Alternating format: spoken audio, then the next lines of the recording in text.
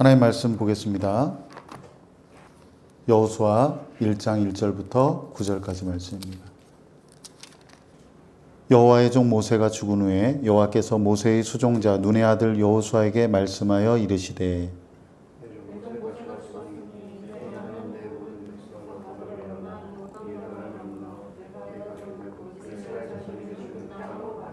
내가 모세에게 말한 바와 같이 너희 발바닥으로 밟는 곳은 모두 내가 너희에게 주었노니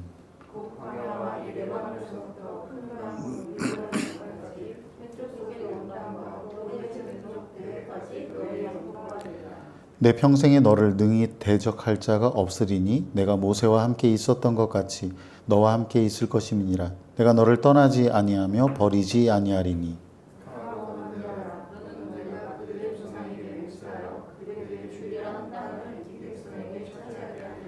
오직 강하고 극히 담대하여 나의 종 모세가 내게 명령한 그 율법을 다 지켜 행하고 우로나 좌로나 치우치지 말라. 그리하면 어디로 가든지 형통하리니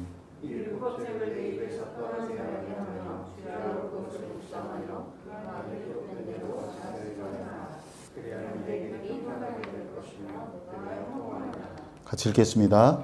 내가 내게 명령한 것이 아니냐? 강하고 담대하라. 두려워하지 말며 놀라지 말라. 내가 어디로 가든지 내 하나님 여호와가 너와 함께 하느니라 하시니라. 아멘. 예. 오늘 이 본문 말씀 가지고 형통한 사람이라는 제목으로 함께 말씀 나누겠습니다. 광야 40년의 방황의 기간이 끝나고 가나안 땅 진입을 눈앞에 둔 시기에 하나님께서 여호수아에게 나타나셨습니다.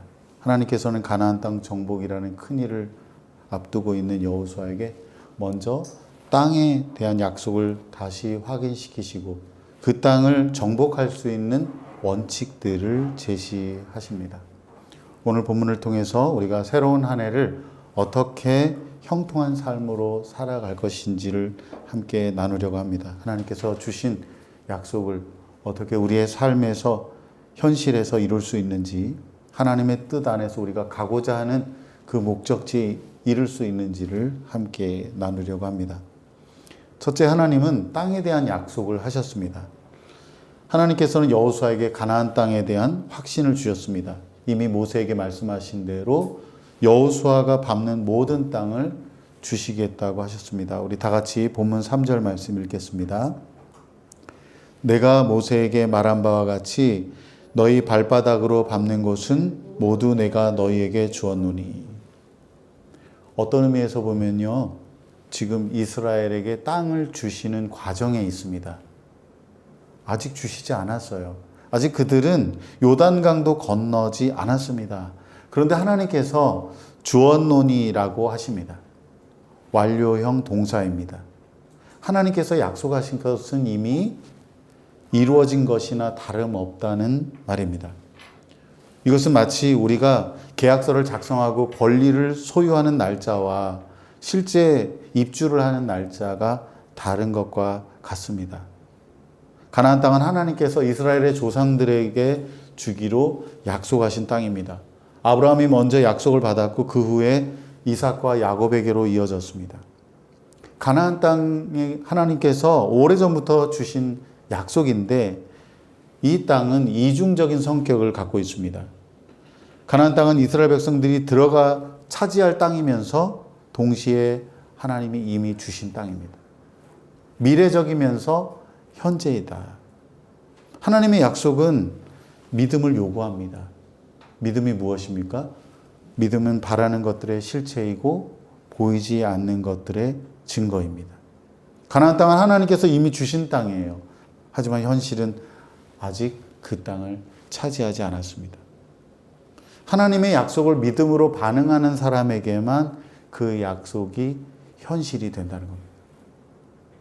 그 약속을 믿지 않는 사람은요, 아무리 하나님께서 풍성한 약속을 하셨어도 자기의 현실에서는 아무것도 받을 수가 없다는 것입니다. 마태복음 28장 19절 20절 말씀은 예수님의 명령이자 약속입니다. 그러므로 너희는 가서 모든 민족을 제자로 삼아 아버지와 아들과 성령 이름으로 세례를 주고 내가 너희에게 명령한 모든 것을 그들에게 가르쳐 지키게 하라. 내가 세상 끝날까지 너희와 함께 있을 것이다.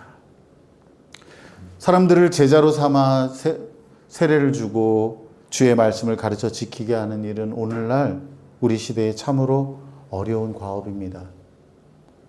교회마다 그 일을 위해서 기도하고 애쓰고 있지만 쉽지 않은 일이에요. 하지만 우리가 항상 우리와 함께 하신다는 그 주님의 약속을 믿고 나아가면 우리의 현실로 이루어지게 될 것입니다. 예수님께서 되지도 않을 일을 우리에게 명령하실 리가 없지 않겠습니까? 비록 우리 눈에 당장 보이는 게 없을지라도 우리가 믿음으로 반응하고 순종하면 그 약속이 현실이 되게 하실 겁니다. 올 한 해 동안에 여러분과 제가 하나님의 약속이 현실이 이루어지는 그 은혜를 누리게 되기를 바랍니다. 둘째, 하나님은 함께 하신다는 약속을 하셨습니다. 다 같이 본문 5절과 9절 말씀 읽겠습니다. 내 평생에 너를 능히 대적할 자가 없으리니 내가 모세와 함께 있었던 것 같이 너와 함께 있을 것임이니라. 내가 너를 떠나지 아니하며 버리지 아니하리니. 또 9절, 내가 내게 명령한 것이 아니냐? 강하고 담대하라. 두려워하지 말며 놀라지 말라. 내가 어디로 가든지 내 하나님 여호와가 너와 함께 하느니라 하시니라. 아멘. 하나님께서는 땅에 대한 약속을 하시고 그 다음에 다른 약속, 하나님이 함께 하시겠다고 하는 약속을 하셨어요. 하나님께서는 동일한 약속을 모세에게도 하셨습니다. 또 신약시대에 예수님을 믿는 우리에게도, 제자들에게도 하셨습니다. 지금까지 모세와 함께 하신 하나님께서 여호수아에게도 함께 하실 거라고 약속하셨어요. 그래서 그 결과로 아무도 여호수아를 당할 사람이 없을 거라 이렇게 말씀하세요. 앞으로 가나안 땅에서 여호수아와 이스라엘 백성이 싸울 전투는, 가나안 전투는 거룩한 전쟁입니다. 이 거룩한 전쟁은 하나님께서 전사로 참여하시는 전쟁이에요.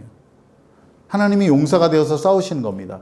그래서 전장에 항상 싸우러 갈 때 하나님의 법궤를 앞세우는 이유가 거기에 있는 겁니다. 하나님이 우리와 함께 하신다는 그런 상징으로 그렇게 하는 거예요.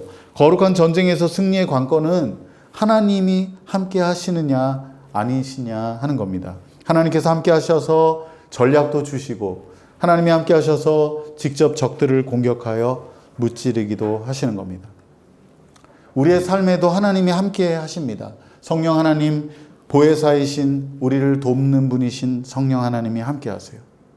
하나님께서 우리와 함께 하지 않으시면 우리는 이 세상에서 결코 하나님 나라의 삶을 살아갈 수가 없습니다. 불의하고 악한 세상에서 거룩하고 구별된 삶을 살아갈 수가 없습니다.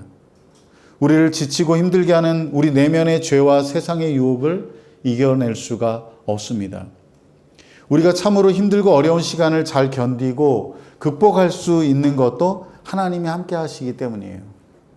우리에게 지혜와 분별력을 주셔서 무엇이 옳은지 그른지를 알 수 없다면 우리는 순간마다 헤어나기 어려운 구렁텅이에 빠졌을지도 모릅니다. 이 모든 것이 하나님이 우리와 함께 하심으로 주어진 은혜이고 복입니다. 하나님께서 여호수아에게 내가 너와 함께 하겠다, 내가 너를 버리지 않겠다고 하신 그 약속에 말씀하셨는데 그것이 신약의 히브리서 13장 5절 6절에도 말씀이 기록되어 있습니다. 돈을 사랑하며 살지 말고 지금 갖고 있는 것으로 만족하십시오. 주께서는 친히 내가 결코 너를 떠나지 않겠고 또 결코 버리지 않을 것이다 라고 말씀하셨습니다. 그러므로 우리는 담대히 말합니다. 주는 나를 돕는 분이시니 나는 두려워하지 않을 것이다. 사람이 나를 어찌 하겠는가. 먹고 살기 힘든 시대일수록 사람들은 돈을 더 사랑하게 됩니다. 돈에 더 집착하게 돼요. 주변에서 이제 조금씩 돈벌이가 어렵다, 먹고 살기 힘들다, 일거리가 줄었다 하는 이야기가 막 들려옵니다. 그렇게 되면 사람들은 돈을 더 사랑하게 돼요. 더 안전한 것을 찾기 위해서 그렇게 합니다. 자식도 믿을 수 없고 돈밖에 없다, 그런 사람들도 있습니다. 그러면 우리는 어떻습니까? 여러분은 지금 어떻습니까? 돈을 사랑하고 있지는 않나요? 여러분들이 그 돈에 여러분의 그 안전감을, 혹은 그 소망을 가지고 있지는 않습니까? 탐욕과 불만족은 우리의 영혼을 파괴합니다. 돈을 사랑하면 할수록 하나님을 멀리하게 됩니다. 사는 게 힘들고 불안할수록 돈을 더 사랑하게 되는데, 그러면 그럴수록 우리의 삶은 더 피폐해집니다. 물질에 소망을 두면 그렇게 되는 겁니다. 주님이 우리에게 친히 말씀하셨습니다. 내가 결코 너를 떠나지 않겠고 또 결코 버리지 않을 것이다. 이는 여호수아에게 주신 말씀이면서 동시에 우리에게도 주신 말씀이에요. 주님이 우리를 도우시는 분이시니 우리가 두려워할 필요가 없습니다. 사람이 우리를 어쩌지 못합니다.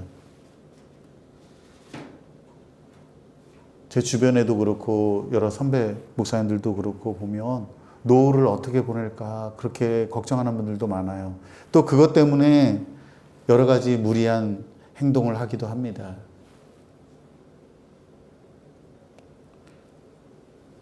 우리가 정말 주님을 믿는다고 하는 것은 바로 그런 부분에서 나오는 거예요. 나의 미래에 대해서, 나의 진로에 대해서, 나의 노후에 대해서, 내가 어떻게 하면 돈을 많이 벌어서 내 삶을 안전하게 할 것인가, 쪼들리지 않고 굶주리지 않고 살 것인가. 돈을 사랑하지 말아라. 내가 너를 결코 떠나지 않겠다. 너를 버리지 않겠다. 주님이 약속하셨습니다. 돈을 사랑하고 그것에 자기의 안전을 도모하려고 하면 할수록 우리의 삶의 기초는 더 불안정해집니다. 하지만 주님이 나와 함께 하심을 믿고 살아가는 사람은요, 돈이 많아도 돈이 적어도 어떤 상황에서도 흔들리지 않습니다. 그리고 하나님께서 함께 하시는 증거를 보게 돼요. 왜? 하나님이 함께 하신다는 것을 믿기 때문에, 하나님이 나를 돕는 분이시라고 하는 것을 믿기 때문에 하나님께서 도우시는 그 역사를 경험하게 하십니다. 우리 모두가 하나님이 함께 하시는 은혜를 풍성하게 누리는 올 한 해가 되기를 소망합니다. 세 번째는 하나님의 약속에는 조건이 있습니다. 하나님은 여호수아에게 땅에 대한 약속을 하셨어요. 또 하나님께서는 여호수아에게 함께 하시겠다는 약속을 하셨어요. 그런데 이러한 약속에는 조건이 있습니다. 우리 다 같이 본문 7절, 8절 말씀 읽겠습니다. 오직 강하고 극히 담대하여 나의 종 모세가 내게 명령한 그 율법을 다 지켜 행하고 우로나 좌로나 치우치지 말라. 그리하면 어디로 가든지 형통하리니 이 율법책을 내 입에서 떠나지 말게 하며 주야로 그것을 묵상하여 그 안에 기록된 대로 다 지켜 행하라. 그리하면 내 길이 평탄하게 될 것이며 내가 형통하리라. 아멘. 하나님의 약속은 조건부 약속입니다.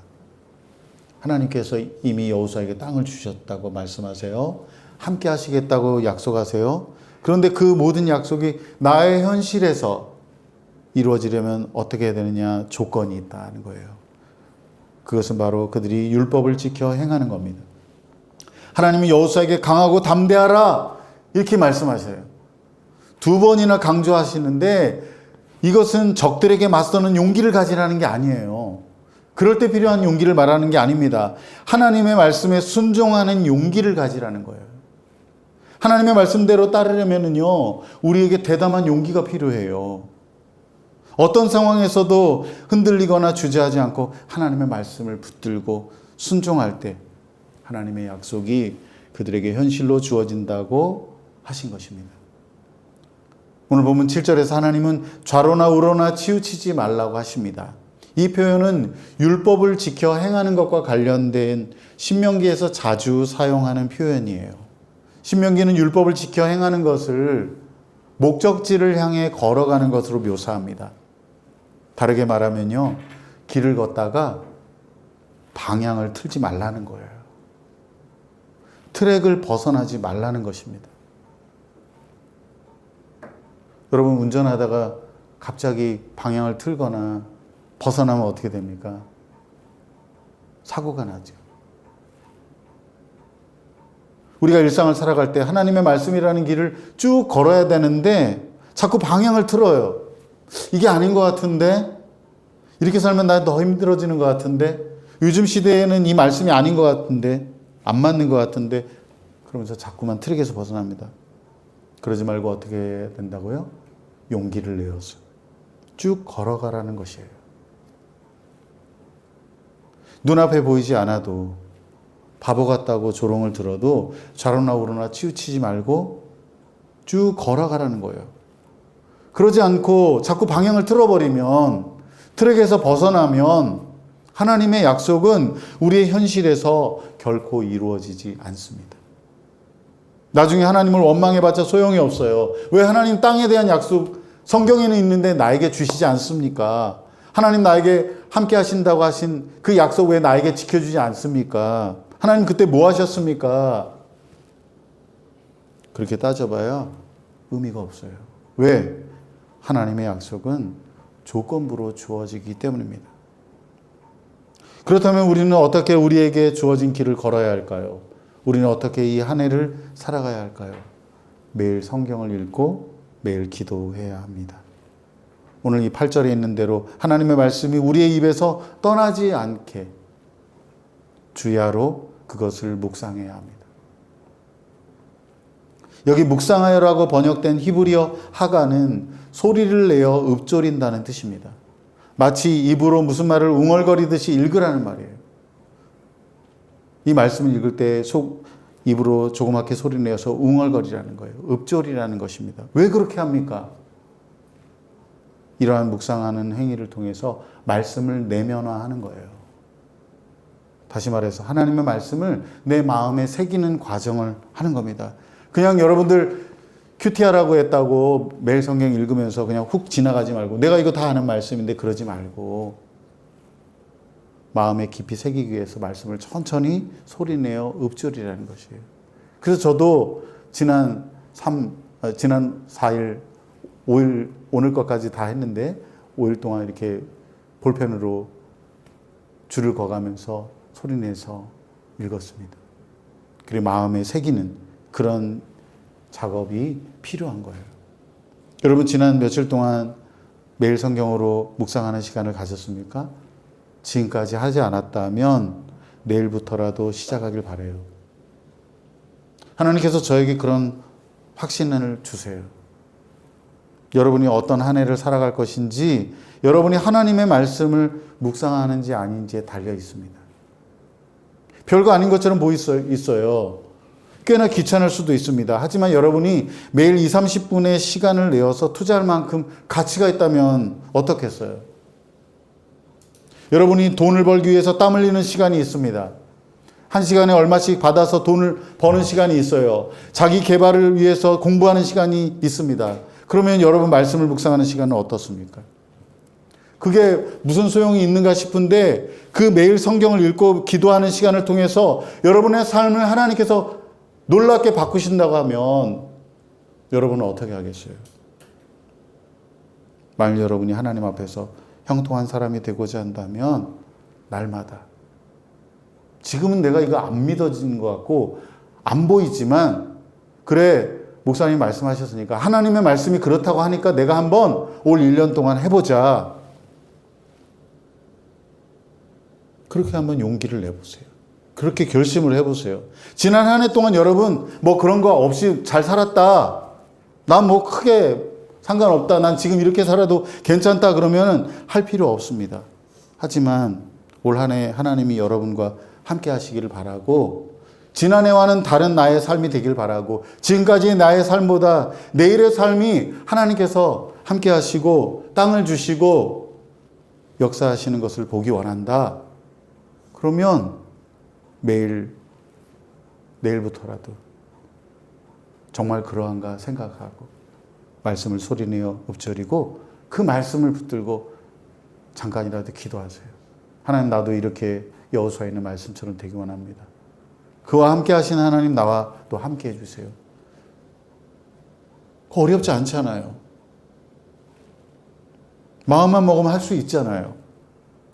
여러분 그렇게 하시기 바랍니다. 그러면 올해 연말에 분명히 하나님께 여러분들 감사할 거리가 풍성하게 넘치게 될 겁니다. 저는 최근에 아주 작은 습관의 힘이라는 책을 읽었습니다. 아마존에서 지금까지도 베스트셀러예요. 굉장히 오래된 책인데 10년이 넘은 책인데 얼마나 유명하길래 많이 들어는 봤는데 무슨 책인가 그리고 제가 읽었습니다. 제가 그 책에서 여러 조언을 많이 들었는데 중요한 통찰력을 하나 더 얻었습니다. 진정한 행동의 변화는 정체성의 변화에 있다는 것입니다. 예를 들면 이런 거예요. 책을 읽는 거, 내가 일주일에 한 권을 읽겠다, 혹은 한 달에 2권을 읽겠다, 이런 것이 아니라 내가 독서가가 되겠다. 나를 누가 볼 때, 저 사람 책 많이 읽는 사람, 그런 사람이 되겠다고 목표를 하라는 거예요. 마라톤을 하는 게 아니라 달리기를 하는 사람, 저 사람은 정말 런너야 라고 하는 그런 것을 목표로 해야 된다고 하는 거예요. 이것을 우리에게 대입한다면 무엇입니까? 우리가 하나님 앞에서 형통한 사람이 되는 것을 목표로 하는 거예요. 하나님, 내가 올 한 해 형통한 사람, 너의 삶에 하나님이 함께 하시는 게 너무 분명히 보인다. 그런 여러분이 스스로 자기 정체성을 갖고 매일 성경을 읽고 기도하는 것을 습관으로 삼으면 좋겠다 하는 것을 여러분들에게 권면합니다. 물론 처음에는 쉽지 않습니다. 하지만 조금씩 진전하다 보면 나중에는 밥 한 끼를 굶으면 뭔가 허전하듯이 매일 성경을 읽고 기도하는 일이 자리를 잡게 될 겁니다. 저는 이 말씀을 준비하면서 기도했습니다. 소망했습니다. 우리 모두가 하나님 앞에서 형통한 사람이 되었으면 좋겠습니다. 주변의 모든 사람들이 힘들고 어려운 삶을 산다고 할지라도 하나님께서 나의 삶에 형통한 삶으로 이끄실 것을 그렇게 믿음으로 바라고 매일 말씀을 소리내어 읊조리고 그 말씀을 내 삶으로, 내 마음으로 받아들여서 그렇게 하나님 앞에서 형통한 삶을 누리게 되기를 주님의 이름으로 축복합니다. 여호수아와 이스라엘 백성들이 지금 가나안 땅 진입과 수많은 전투를 앞둔 상황이지만 하나님께서 구체적인 전략이나 전술에 대해서 언급하지 않으십니다. 이것은 이스라엘의 승리가 군사력에 달려있지 않음을 의미합니다. 대신 하나님께서는 여호수아에게 말씀을 묵상하는 삶을 요구하십니다. 하나님의 말씀을 소리내어 읊조리고 마음에 새겨서 일상 가운데 실천하라는 겁니다. 하나님의 말씀이 내 생각과 삶을 지배하도록 말씀 앞에 나를 복종시키는 삶을 살라는 겁니다. 이렇게 전인격적으로 하나님의 말씀을 받아들일 때 우리는 비로소 형통한 삶을 살게 될 것입니다. 시편 1편은 주야로 말씀을 묵상하는 사람이 복이 있다 이렇게 말씀하세요. 그 사람은 시냇가에 심겨진 나무처럼 때가 되면 열매를 맺기 때문이다. 잎사귀 하나도 마르지 않고 늘 꽃이 만발한 나무가 되고 가뭄의 때에도 변함없이 풍성한 결실을 맺기를 원한다면 주야로 말씀을 묵상하는 사람이 되라고 하는 겁니다. 사랑하는 여러분, 주일에 한번 예배드리는 걸로 만족하지 말길 바랍니다.